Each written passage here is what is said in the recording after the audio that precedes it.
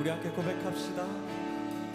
우리는 그리스도 안에서 은혜의 풍성한 따라 그의 피로 말미암아 죄 사함 받았네. 그 기쁘신 뜻대로 우리를 전하사 주 예수로 말미암아 자녀가 되었네.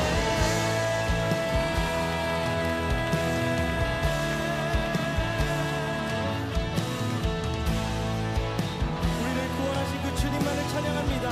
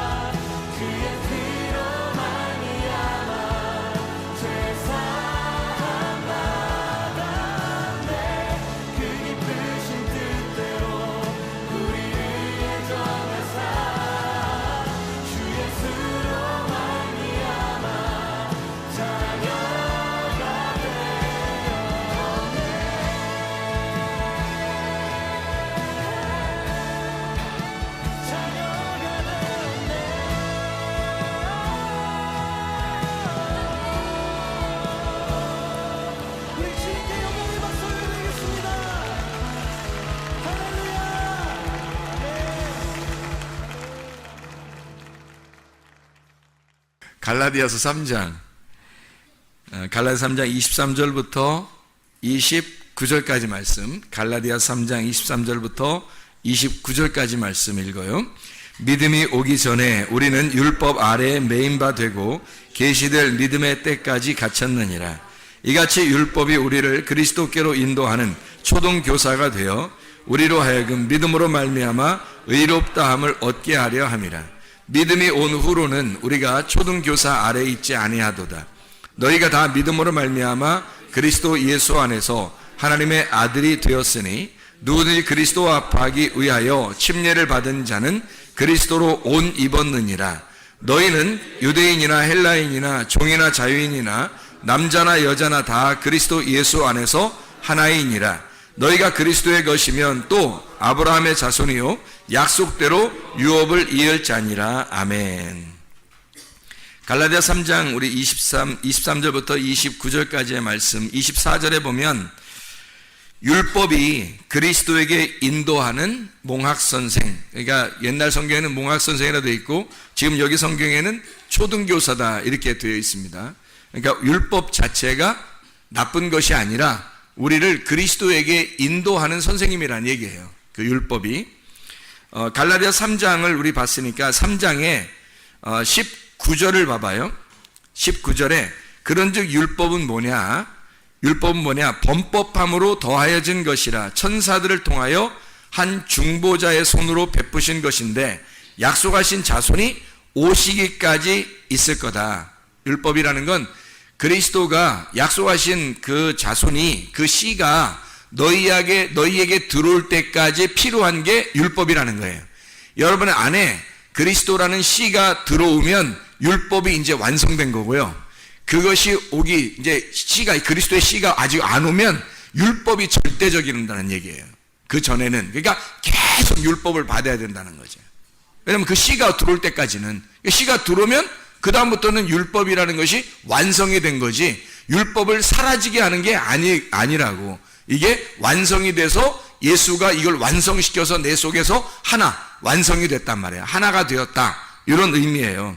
12절에 보면, 3장 12절에 보면 율법은 믿음에서 난 것이 아니죠. 왜냐하면 예수님 오시기 전에 있는 거니까. 예수님 오시기 전에 있는 거니까 믿음은 율법에 의한 것이 아니고 율법을 행하는 자는 그 가운데서 살리라. 그러니까 율법을 행하려면 율법 안에서 살아야 되는 거예요. 근데 예수님이 오시고 나면 예수님 안에 살아야 되겠죠. 그럼 예수님 안에 산다는 게 뭐야? 율법으로 사는 거예요? 믿음으로 사는 거예요? 믿음으로 살아야 되는 거지. 믿음으로 사는 사람은 율법이 지나간 거죠. 끝난 거지. 근데 율법 안에서 너희가 만약에 율법에서 그대로 살려고 그런다면 그럼 아직 믿음이 안 온 거고, 그러면 율법 안에 사는 사람은 계속 율법 안에서만 살아야 된다는 것을 얘기하는 거죠. 그렇죠? 율법과 믿음에 대한 이야기를 지금 잘 설명해 주고 있는 내용들이죠. 히브리서 10장 1절에 보면 이렇게 되어 있어요. 히브리서 10장 1절에 보면 율법은 장차 올 좋은 일의 그림자일 뿐이요 참 형상이 아니므로 해마다 늘 드리는 같은 제사로는 나아오는 자들을 언제나 온전하게 할 수 없느니라. 왜? 이건 좋은 일이 오기 전에 그림자란 말이에요. 그림자는 완전한 게 아닌 거죠. 그래서 그것으로는 온전하게 할 수가 없다. 그러니까 완전케 할 수가 없다. 온전하게 만들 수가 없다는 거죠. 왜냐하면 그림자니까 실체가 와야 온전해지죠. 실체가 와야 완전해지게 만든다는 얘기입니다. 자, 고린도전서 15장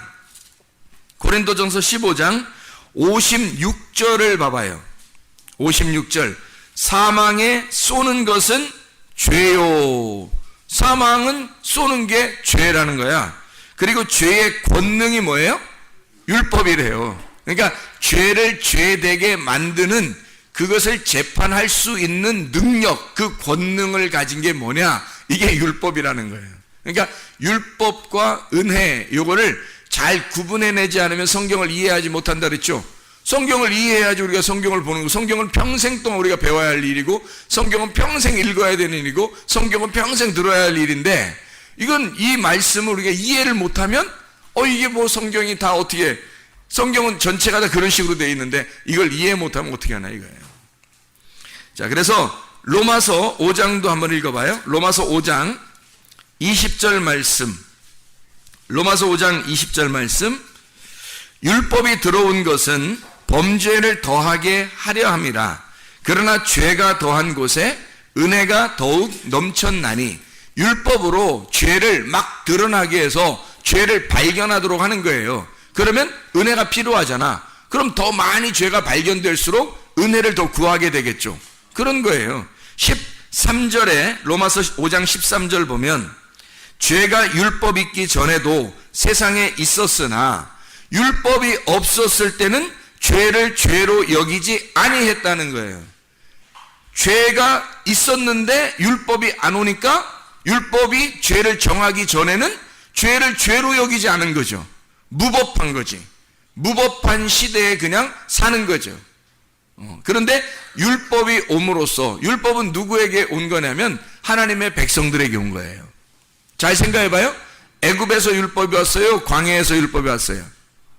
광야에서 율법이 왔지. 그러면 애굽에서 탈출시켜서 구원해가지고 유월절 어린 양의 피로 구원해서 광야로 데리고 나온 사람들이 그 사람들에게 법을 준 거죠. 애굽에서는 무법한 시대란 말이야. 법이 없었어요. 그런데 광야로 데리고 나와서 드디어 자기 백성이라고 인정하는 자들에게 법을 주기 시작했단 말이에요. 그게 율법이에요. 그러니까 율법이라고 하는 건 나쁜 게 아닌 거야. 하나님 자기 백성에게 주신 법이에요. 한마디로 하나님의 울타리인 거죠. 하나님의 울타리를 쳐버린 거죠. 그 안에서 있으라고. 그 율법 안에서, 너희가 이 울타리 안에서 그 안에 꼴을 먹어야 돼. 꼴이 이제 풀이에요. 풀. 이런 풀을 양들이 먹는 풀이에요. 그거 이제 지금 우리도 말하면 만나, 하나님의 생명의 빵. 그게 우리에게는 말씀이란 말이에요. 울타리 안에 있는, 울타리가 뭐라고요? 하나님의 울타리를, 율법을 주심으로써 그 율법 안에 말씀을 심어놨다는 거죠. 그 말씀을 우리가 먹고 자유하게 하도록, 그 진리의 말씀을 먹고 자유하게 하도록 울타리를 쳐놓은 거예요. 이렇게. 그러니까 그 울타리를 언제 쳤냐면 율법이라는 걸 줄 때 친 거니까 광야에서 친 거예요. 그러니까 애굽에서는 율법이라는 이 울타리가 있었어요? 없었어요? 없었어요. 그러니까 무법한 시대에 사람들이 자기가 자기 원하는 대로 살았단 말이에요. 그게 방임한 거, 방종한 거죠. 사람들이 진정한 자유가 아니라 울타리 안에서의 풀을 먹는 자유가 아니라 방종한 거예요. 또 자녀들을 키울 때 부모가 방임하는 거예요. 그냥 내비둬버리는 거야. 이게 울타리를 쳐줘야 되는데 그게 무슨 자유인 줄 알았던 거예요. 자유가 아니에요. 그건 애굽에 있었던 방임이라고 해요. 방임의 수준이에요. 방종의 수준. 그건 애굽의 삶이란 말이에요. 율법의 삶, 광야의 삶은 반드시 울타리를 쳐주는 겁니다. 울타리가 율법이에요. 부모가 율법이고 목사가 교회에 여러분이 오게 되면 목사가 율법인 거예요. 그래서 여러분은 울타리를 쳐서 꼼짝 못하게 만들어 놓은 겁니다. 왜냐하면 여러분이 방종해서도 안 되고 제가 방임해서도 안 되는 거니까. 부모가 자녀를 방임해서도 안 되고 자녀들이 부모 앞에서 방종해서도 안 되는 거니까 부모라는 울타리를 쳐주는 거예요. 그리고 목사라는 울타리를 쳐주는 거예요. 이게 율법적인 거란 말이에요. 이 율법 안에서 은혜를 발견하여 생명을 얻는 거라. 우리가 이게 창세기로 말하면 창세기 6장에 8절 노아가 하나님 안에서 은혜를 발견했더라. 은혜가 있더라. 그러니까 노아만 은혜를 받았더라. 어떻게? 노아가 어디서 은혜를 받았더라? 6장 8절에 노아는 뭐에게? 여호와께 은혜를 입었더라. 여호와 안에서 주님 안에서 은혜를 발견했더라는 거예요.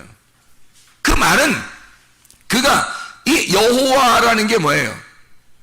하나님의 백성들에게 하나님이 절대 권력을 가진 거란 말이에요. 그가 그 여호와라는 그 율법 안에서 은혜를 발견한 사람이 되었다 이거야. 노아가 유일하게 율법 안에서 여호와의 눈, 율법이라고 하는 건 여호와의 눈이에요. 하나님의 눈, 불꽃 같은 하나님의 눈, 자, 가정에서 부모가 자녀에게는 부모가 불꽃 같은 눈이라고요. 교회에서는 목사가 성도들에게 불꽃 같은 눈이라고요. 이게 율법이란 말입니다. 이런 율법 안에서 그 노아가 여호와의 눈에서, 여호와 안에서, 그가 여호와의 눈 안에, 하나님의 말씀 안에, 율법 안에서 은혜를 발견했더라. 은혜를 입었더라. 은혜를 발견했더라. 그 말이에요.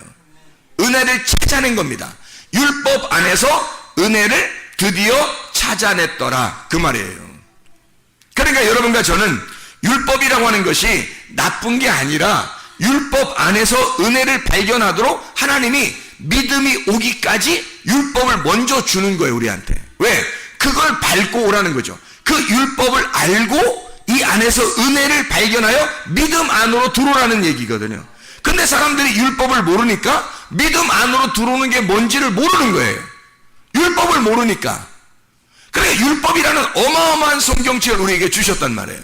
근데 이 성경책, 어마어마한 성경책을 모르니까 율법을 발견을 못한 거예요.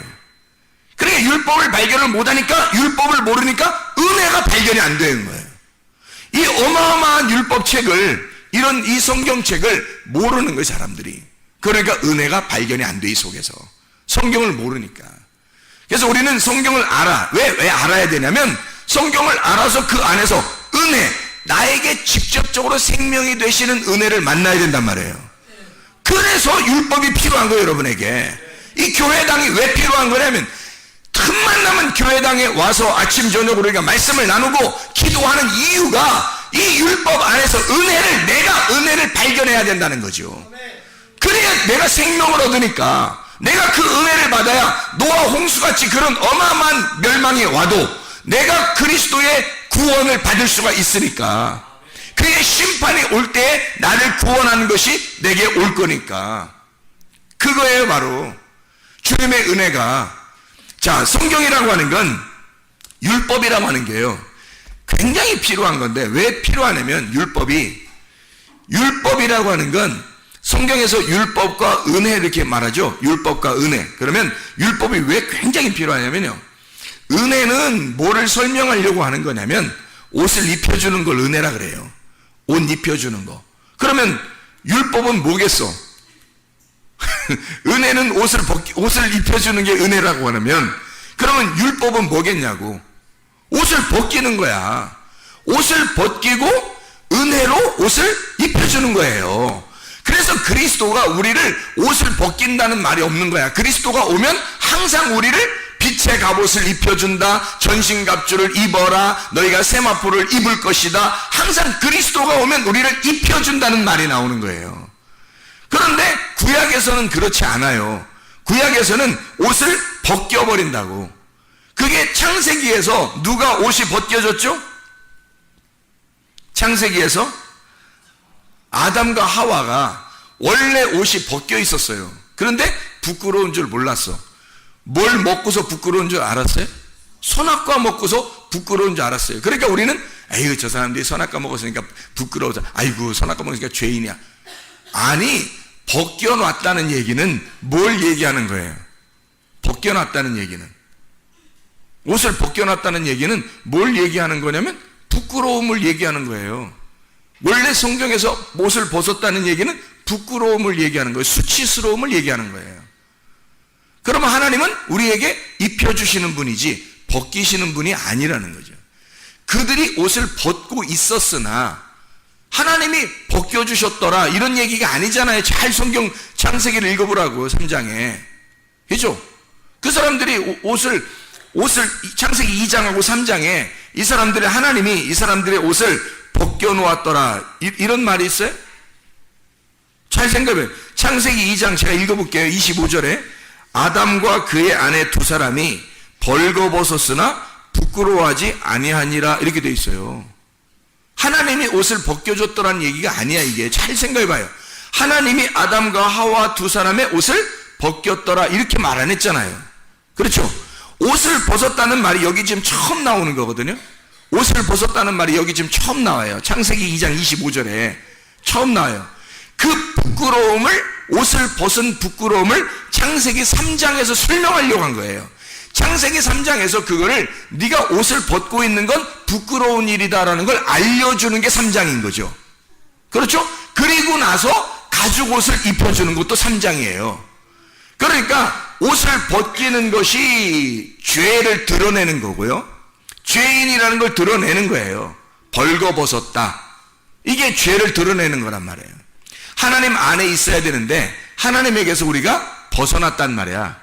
벗어나서 만들어졌으니까 이건 벗은 거지. 옷을 벗은 거지. 그래서 죄인이라는 걸 설명하는 거야. 이건 넌 부끄러운 거야. 앞으로 옷을 입어야 되는 거다. 이걸 얘기해 주려고 하는 거죠. 성경이 그런 얘기죠. 그죠?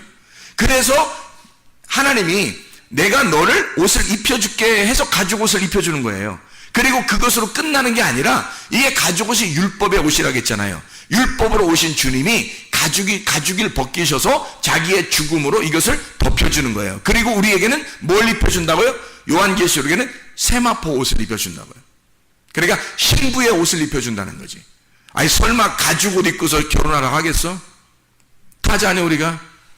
응? 이렇게 가죽옷을 입고서 이렇게 등장해서 결혼식 하도록 하겠냐고. 아니란 말이에요. 가죽옷을 입히는 것은 어느 날 새로운 옷을, 이 가죽옷이 바뀌는 거예요. 그러니까 율법이라는 옷에서 은혜의 옷으로 바뀌어버리는 거지. 그게 세마포 옷이란 말이에요. 우리가 하늘나라 갈 때는, 또 주님을 만날 때는 주의 십자가의 죽으심으로 이 옷마저 바뀌어버리는 거예요. 가죽옷이, 율법의 옷이 바뀌어버려서 은혜의 옷으로 바뀌어버리는 거죠. 그러니까 율법은 우리를 벗겨버리는 거고요, 은혜는 우리를 입혀주는 거란 말이에요. 이해가 되시죠? 그래서 선악과는 우리를 죄를 깨닫게 해서, 율법은 우리를 죄를 깨닫게 해서 옷을 벗기는 일을 해요. 그리고 생명나무, 은혜는 주님이 우리를 옷을 입혀주는 역할을 하신단 말이에요. 이게 성경이라고. 이거 제대로 잘 깨달으면 주님의 은혜가 너무 놀랍죠. 주님의 은혜가 너무 놀라요. 글쎄 제가 너무 놀랍다고 하니까 저게 진짜 놀라운 건가 이러면서 속으로 생각할지 모르면 전 진짜 놀라워요. 이게 성경이 너무 놀랍다고. 이게 놀라운 책이란 말이에요. 원더풀하다고. 아주 그냥 이 성경이 너무 원더풀해요. 아주 마블러스한, 아주 그냥 너무 놀라워서. 이게 자, 이 성경책에서 우리에게 그 권능, 죄를 이기는 권능을, 율법에서 죄를 지적하는 권능이 율법이에요. 죄를 지적하는 권능, 그게 율법이라면 죄를 지적하는 율법을 이기는 권능이 은혜란 말이에요. 그게 그리스도란 말이에요. 그걸 우리에게 설명해 주고 있는 장면들이라. 그래서 벗기고 그리고 다시 입힌다라는 말. 이사야 20장을 한번 보면요, 이사야 20장에 이런 말이 있어요. 이사야 20장을 여러분이 보고서 그냥 성경을 보면 그렇게 이해가 안 돼. 그러니까 이사야 20장에 1절부터 6절에 보면 이런 말씀들이 있습니다. 자, 2절에 그때 여호와께서 아모스의 아들 이사야에게 말씀하여 이르시되 갈지어다 내 허리에서 배를 끄르고 내 발에서 신을 벗을지니라 하시매 그가 그대로 하여 벗은 몸과 벗은 발로 다니니라. 여호와께서 이르시되 나의 종 이사야가 3년 동안 벗은 몸과 벗은 발로 다니며 애굽과 구스에 대한 징조와 예표가 되었느니라. 이와 같이 애굽의 포로와 구스에 사로잡힌 자가 아수르 왕에게 끌려갈 때 젊은 자나 늙은 자가 다 벗은 몸과 벗은 발로 볼기까지 드러내어 애굽의 수치를 보이리니 부끄러워할 것이라. 그런 말이 나오는 거거든요. 5절에. 자, 그러면 보세요. 이게 딱 3년 동안 벗고 다니래요. 선지자 진짜 못할 노릇이죠. 이게 3년 동안 벗고 다니라요. 그러면 이 벗고 다니는 게 지금 뭐를 설명한다고? 부끄러움과 수치를 알려주려고. 3년 동안이니까 3년이 지나면 뭐 하겠다는 얘기야? 옷 입혀주겠다는 얘기를 하고 싶은 거예요. 주님이 3일 길을 가고 난 다음에 주님이, 그러니까 그 사이에는 다 벗은 거지. 그죠? 3일 길을 다 가기 전에는 다 벗은 거라는 거야. 율법에 의해서 죄인이라는 걸 드러내는 게 광야라고 그랬죠. 애굽에서는 그걸 몰랐단 말이에요. 죄가 있는데도 죄인인 줄 몰랐다고. 광야에서 그 십계명 그리고 율법을 주기 전까지는 몰랐단 말이에요. 율법을 주고 이게 벗은 사람이구나, 내가 벗은 몸이었구나, 내가 어둠이었구나, 내가 선악과를 먹은 자였구나 라는 걸 설명해 주는 거예요. 3년 동안 네가 벗어 있다는 것을 설명하는 거죠. 그리고 3년 지나면 옷을 어떻게 했다는 거야? 입혀주겠다는 얘기예요.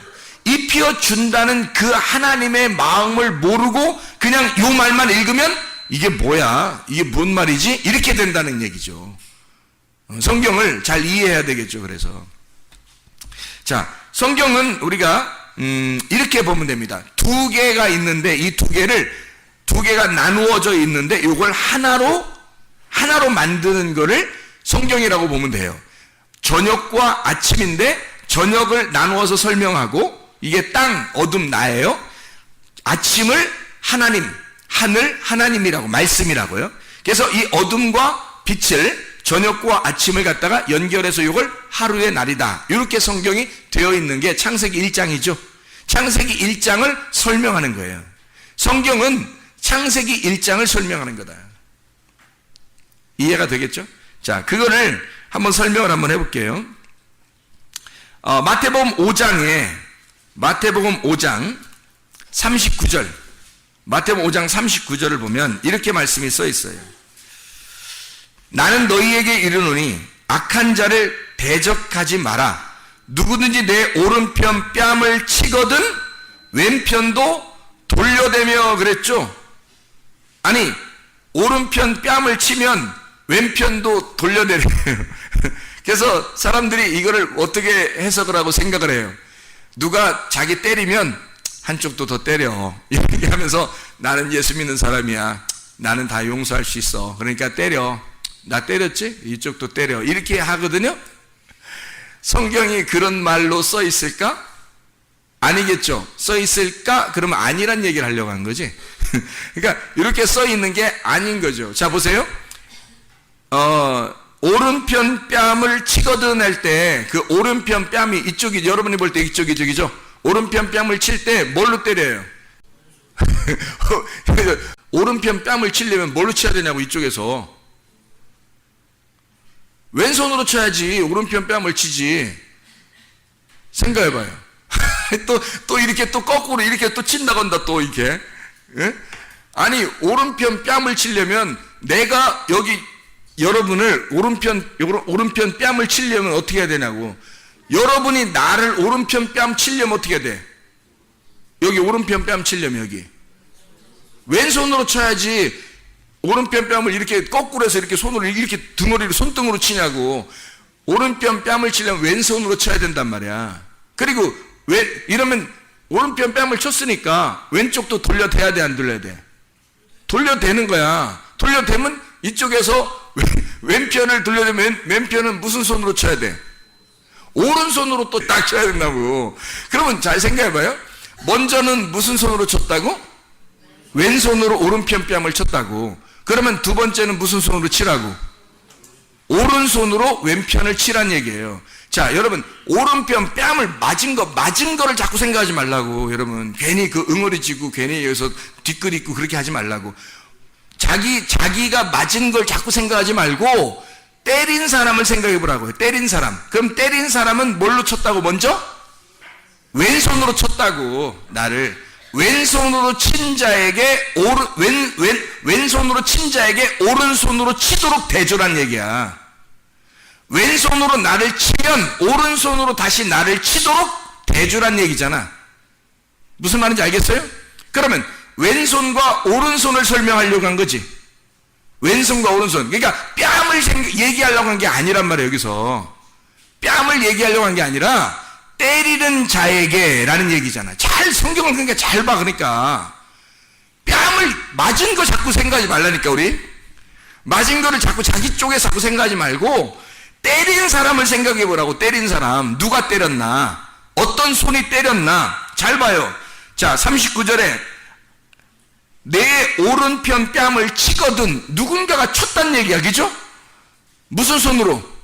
왼손으로 쳤단 얘기지. 왼손으로 너를 치면 내 왼편도 돌려대서 또 맞으란 얘기야. 그러면 또 무슨 손으로 맞으란 얘기야? 오른손으로 맞으란 얘기지. 왼손으로 맞았으니까 오른손으로 맞으란 얘기지. 왼손과 오른손을 설명하려고 한 거예요. 왼손은 율법을 설명하려고 했던 거고, 율법으로 너를 치면 은혜로 오른손으로 너를 다시 맞도록 해란 얘기야. 율법으로 너를 쳤으니, 율법으로 맞았으니 네가 율법으로 끝나지 말고 다시 이걸 한쪽 편을 또 대서 오른손으로 맞아야 된다는 말이야. 너가 하나님의 왼손으로 맞았으면 네가 하나님의 오른손으로 또 맞아야 된다는 거야. 그래야 구원이 온다는 거지. 네가 왼손으로 너를 옷을 확 벗겨버렸으면 오른손으로 너의 옷을 입혀줘야 된다는 걸 얘기하는 거죠. 이해가 되겠습니까?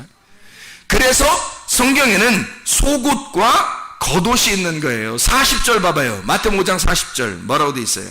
또 너를 고발하여 속옷을 가지고자 하는 자가 있단 말이야. 속옷을 가지고자 하는 자가 있대요. 그러면 겉옷까지도 가지게 해라 그래요. 무슨 말이에요? 속옷이 뭐고 겉옷이 뭐야? 잘 생각해봐.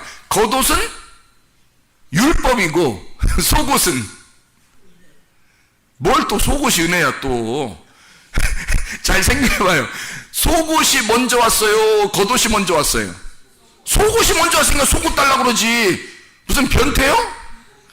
잘 생각해봐요. 속옷이 먼저 왔으니까 속옷을 먼저 달라고 한 거야. 그러면 겉옷까지도 달라고 하게 하라는 거지.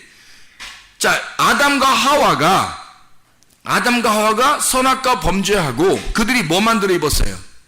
속옷을 입었다니까? 속옷을 만들어 입었다고 그들이. 그러니까 하나님이 뭘 입혀줘요? 겉옷을 입혀줬다니까?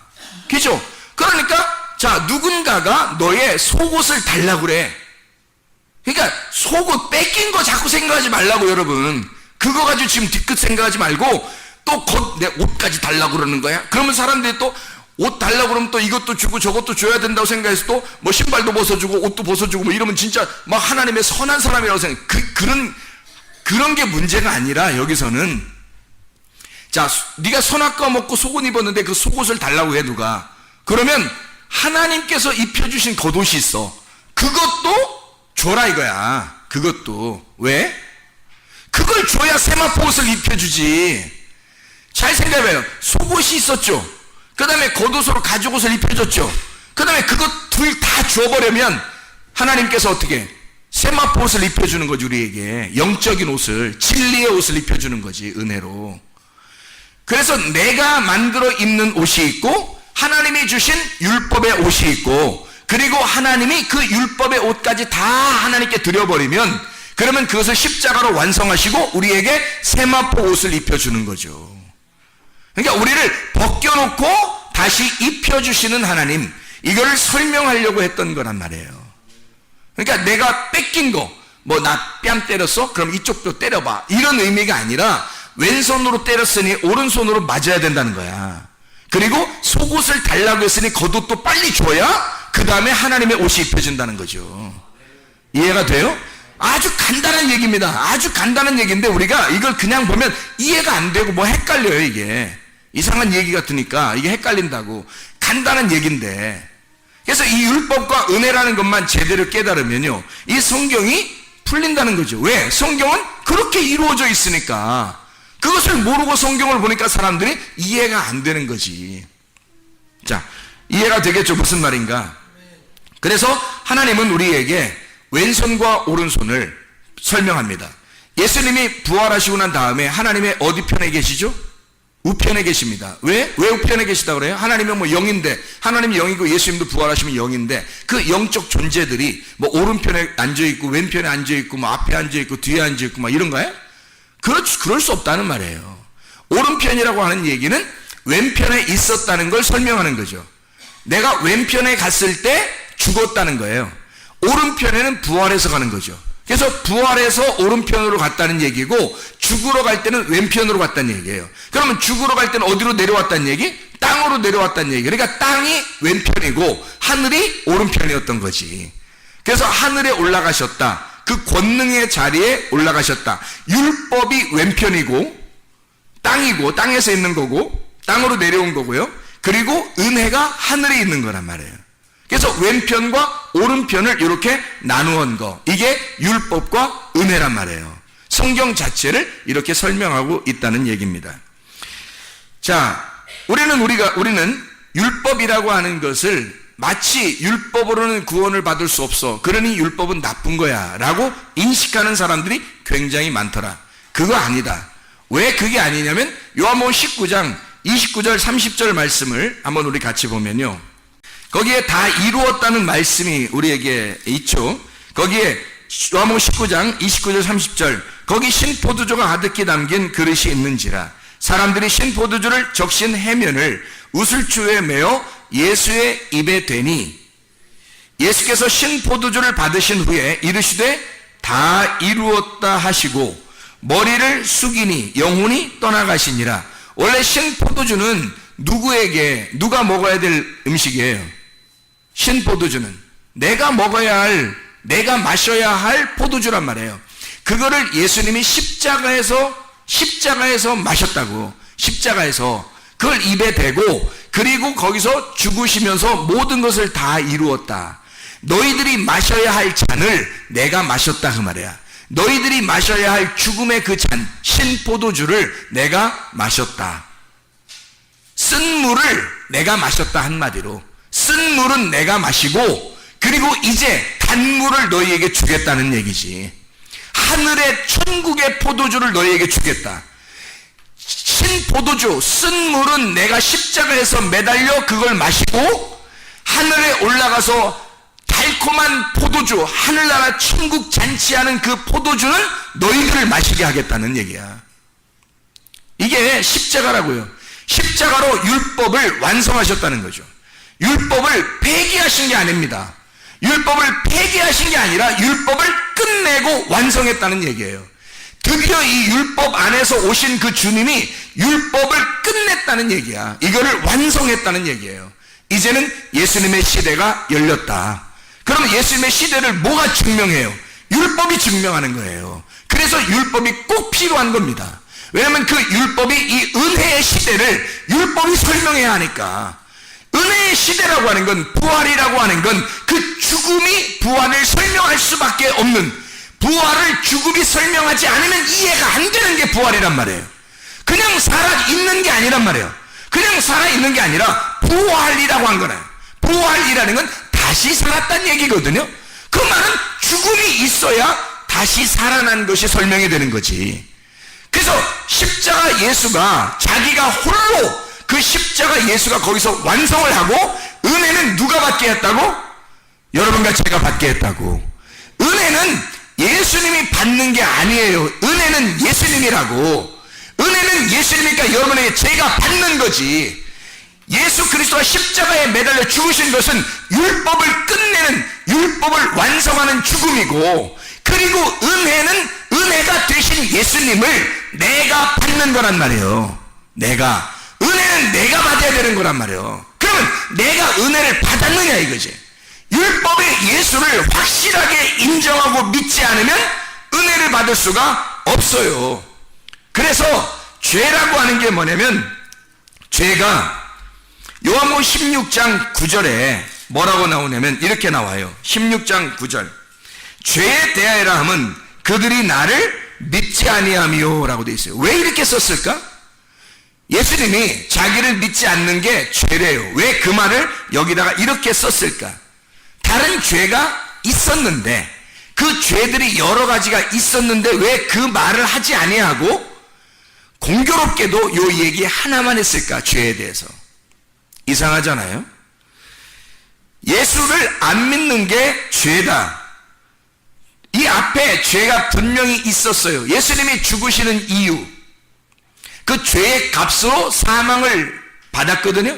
그러면 그 죄가 분명히 있는데도 그런 죄를 왜 얘기하지 않았을까? 분명히 무슨 죄가 있었어요? 선악과 죄가 있었어요. 그 선악과 죄 때문에 예수님이 죽으신 거거든요.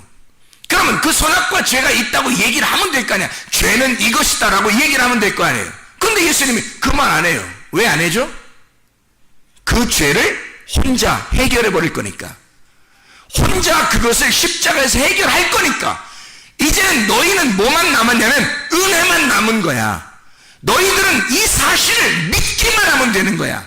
근데 그걸 안 믿어. 그러니까 은혜가 안 오는 거야. 네가 그걸 안 믿으니까 내가 이 사실을 끝낸 것을 네가 안 믿어. 안 믿으니까 너는 은혜가 안 온 거죠. 우리는 은혜만 받으면 되는 건데 죄가 뭐냐면 그 사실을 안 믿는 거야. 그 예수를 안 믿는 거예요. 율법으로 돌아가신 예수를, 나 때문에 죽으신 그 예수를 안 받아들이는 거예요. 안 믿어. 그러니까 내가 거기서 죽을 이유가 없는 거지. 내가 항상 살아있는 거지. 예수님 믿습니다 이러면 끝나는 줄 아는 거예요. 그게 아닌 거죠. 거기서 예수님이 죽으신 것은 진짜 내가 사라진 거라니까요. 진짜 내가 없어진 거예요. 근데 내가 없어지지 아니하고 여전히 내가 살아있다, 이게 안 믿는 거라고. 예수를 믿었다면 네가 사라졌어야지. 예수의 그 십자가는 네가 사라졌다는 걸 증명하는 것인데, 네가 사라졌다고 여기지 않는다고, 네가 여전히 예수를 안 믿는다고, 예수의 그 죽음을 안 받아들인다고, 그 죽음이 네가 사라졌다는 거라니까. 네가 완전히 사라지고 없어졌다는 것이 이 율법 안에서의 죽음인데, 그걸 안 믿어버린다고, 그걸 안 받아들이니까 네가 여전히 살아있어. 은혜가 안 오는 거예요. 왜? 나를 안 믿으니까. 그 예수, 그 십자가의 죽음을 안 믿으니까. 그러니까 너는 죄가 그대로 있는 거야. 너한테는 그 죄가 아직도, 너는 율법의 세계에 사는 거야. 은혜로 살아야 되는데, 예수는 2000년 전에 죽었는데, 세상에 예수는 2000년에 죽었는데 아직도 우리는 율법 안에 사는 거예요. 왜? 내 속에서 예수가 죽질 않은 거야. 그 예수, 나를 위해서 나라는 예수로 죽으신 예수를 안 믿은 거예요. 그러니까 아직도 내가 살아있는 거지. 내가 살아있는 그것이 죄라는 거예요. 네가 나를 안 믿은 거니까 그게 죄라, 이렇게 쓴 거죠. 선악과 먹은 게 죄야라고 쓸 수도 있잖아요. 근데 아니에요. 네가 나를 안 믿는 게 죄다. 그게 죄라는 거야. 왜? 너는 은혜를 받아야 할 존재야. 예수님이 그것 때문에 오셔서 죽으셨으니까 혼자 끝내신 거예요. 우리하고 상의도 안 하고, 우리하고 상의하지도 않고 혼자 하나님의 사랑으로 그분이 이 율법 안에서의 죽음을 끝내신 거라고요. 더 이상 우리가 죽지 않도록 그 길을 마련하신 거야. 그 진리를 깨닫고 생명을 얻으라는 거거든요. 그래서 예수님이 길이요 진리요 생명이 되신 거예요. 그런데 그걸 안 받아들이는 거야.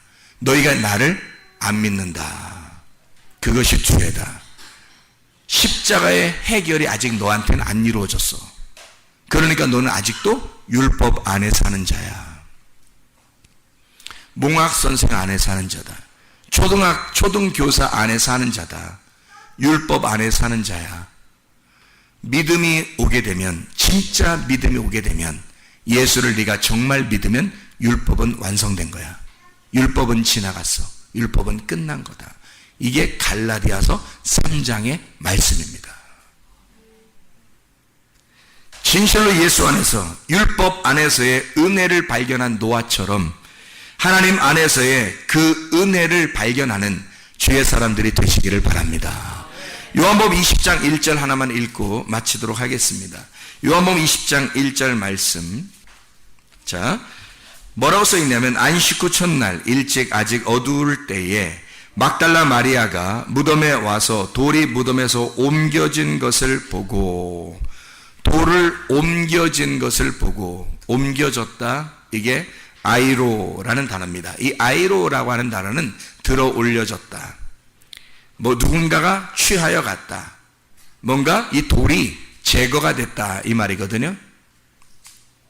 이 말은, 아이로라는 그 단어 자체가 죄를 용서했다, 속죄, 죄를 속했다, 죄를 용서했다, 죄가 넘어갔다, 요 이야기를 하는 거예요. 그러면 보세요. 잘 생각해요. 죄 용서라고 하는 것은 육신이 죽어서 무덤 안으로 들어갔다가 거기서 부활하여 나오는 것을 육신이 죽어서 무덤 안으로 들어갔다가 나오는 것을 죄 용서라 그렇게 말하는 거예요. 죄 용서라 그렇게 말하는 거는. 그렇죠? 돌을 옮겨놨다. 자, 돌을 옮겨놨다. 잘 생각해 봐요. 그러면 여러분 보세요. 자, 무덤이 있어요. 돌 문으로 이렇게 닫혀놨거든요. 근데 돌 문이 열린 거거든요. 자, 그러면 이것을 여러분은 돌문이 닫혔구나, 그 다음에 돌문이 열렸구나 이렇게 생각하잖아요. 그럼 이거를 조금 더 생각을 한 번 더 해보자고요. 한 번만 더 생각해 보자고. 제발 한 번만 더 생각해 봅시다. 돌문이 닫혔다는 것은, 이렇게 닫아놨다는 것은 돌문이 원래 어떻게 되어 있었다는 걸 얘기하는 거예요. 돌문이 원래는 열려 있었던 거죠. 돌문이 원래는 열려 있었어요. 그렇죠?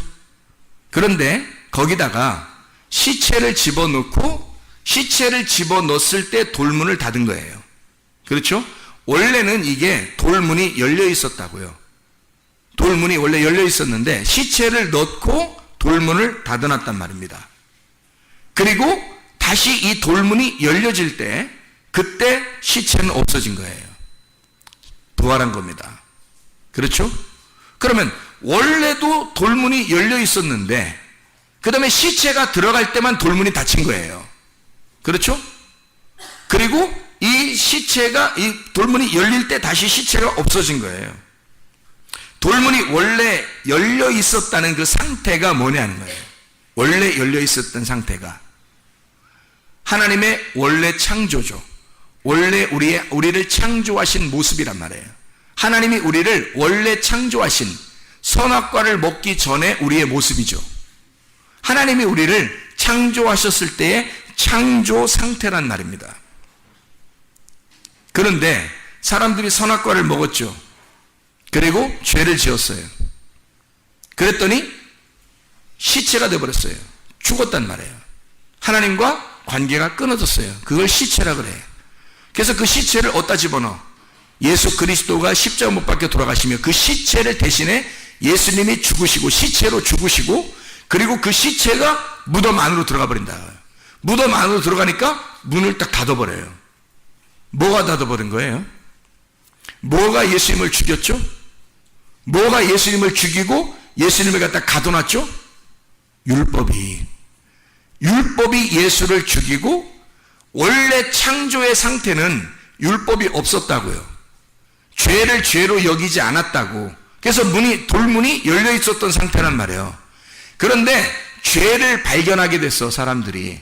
그래서 돌로 사람들을 때려서 죽인다고 그랬죠, 구약에서는. 그게 심판하는 돌, 율법이란 말이에요.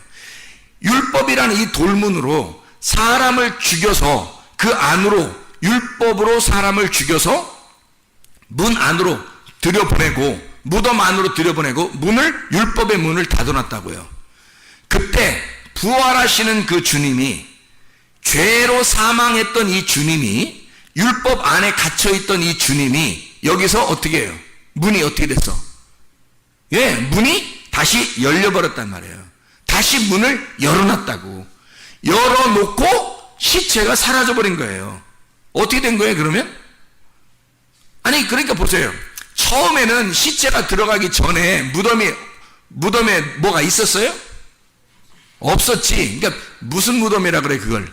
빈 무덤이라 그래. 빈 무덤이었었는데 그게 원래 상태란 말이에요. 그런데 죄를 지은 인간을 대신에 주님이 죽으시고 시체가 되어 죄의 사망을 거치고 문 안으로 들어가서 율법의 문으로 딱 가둬놓으니까 이때는 죽은 시체가 그 안에 있단 말이에요. 사망이 그 안에 있단 말이. 근데 이 사망의 권세를 이기신 분이 이것을 갖다 이 돌의 문을 열어버리니까, 이 돌의 문을 열어버리니까 이 속이 다시 무슨 무덤이 됐어요?